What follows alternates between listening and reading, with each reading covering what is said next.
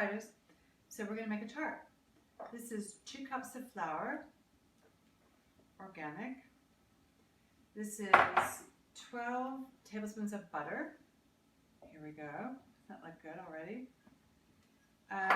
And then, as you know, we start to mush it around with our fingers. And the butter is hard, and you want it to be hard, and you want to quickly mush it up. Now they say, as I said before, that it should look like meal or peas, but it doesn't really look like that in the end, but you want to get each of these nice and soft.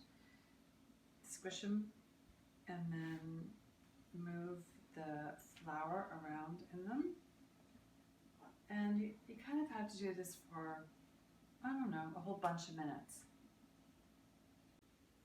So now we add our half a cup of chilled water. And like I said before, a half teaspoon of salt, which I just wing. You know, I have these, and I'm sure that you have these at home and you can use them, but I don't, because that's just how I roll. Oops, that's too much though. Salt is for the pinch. And then, again, I stir it with a knife, just to move the moisture around in the dough. And this, believe it or not, eventually will be a beautiful crust.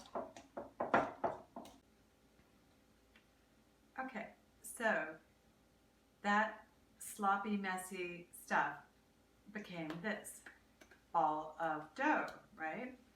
So we want to make it like we're making a snowball, and when most of those seams are out, you know you're good to go. It's in good shape. I do that to flatten it. And this is a plastic bag. Some people, this is from CVS. Some people use saran wrap. That's good too.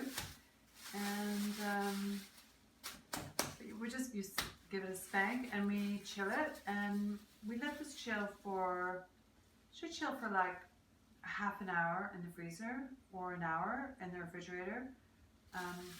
But you can cheat it if you want. So, I have a feeling that the suspense is killing you. And now I'm going to tell you the kind of tart we're going to make tonight. I went today and got my favorite fruit, chocolate. That's 6 ounces of dark chocolate. This happens to be 63% cocoa, okay? 63% or over is ideal. Now, it just so happens that we have already heated up 1 cup of heavy cream. Watch what happens. You pour the heavy cream. Something I really love about cooking is it's just like, it's kitchen chemistry. It's chemistry in the kitchen, because now we stir. Now sometimes when you all are writing, I'm just like entranced by things like this.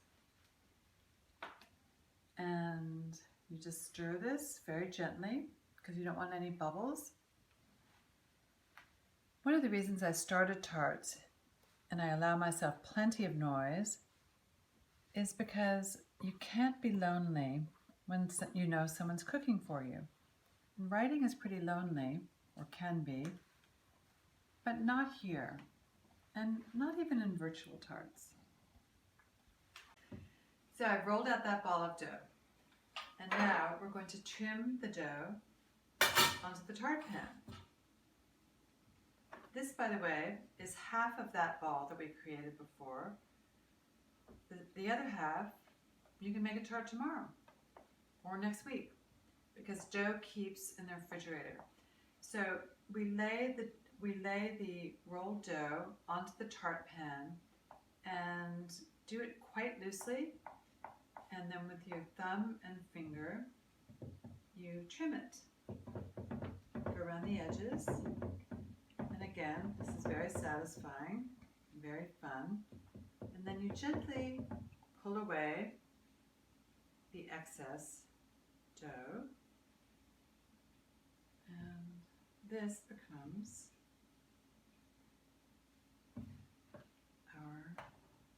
this will be our crust. The chilled crust. See how solid it is? It was in the freezer for about a half an hour. Now, this tart, it's really important that we pre-bake the crust, because as you'll see, this is the one and only time this crust gets baked. So we're going to weigh it down. I use rice. You can also use beans. Tin foil and the weight. Some people, they actually sell weights, but I don't know anything. I don't know anything. Anyway, so this is going to go in the oven at 375 for 20 minutes. This will slightly brown the crust, and then we're going to add the filling. Hi, so now we're at our final segment of our chocolate tart. It actually took longer for this tart shell to bake, so I think I said 15 minutes. It took 20 to 25. Now, in baking, you just use your common sense, and the recipes don't always go as they say they're going to go. So this took a little bit longer for the rim of the crust to be slightly browned, golden brown, which is what you're going for.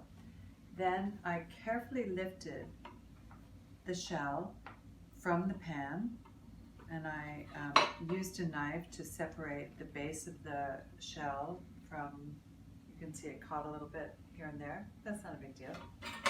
Anyway, and then I set it onto this plate, and now comes another fun moment when I'm going to stir this up a little bit, and then I'm going to pour the filling. It's not like amazing. You pour the filling into the shell, and thus our chocolate tart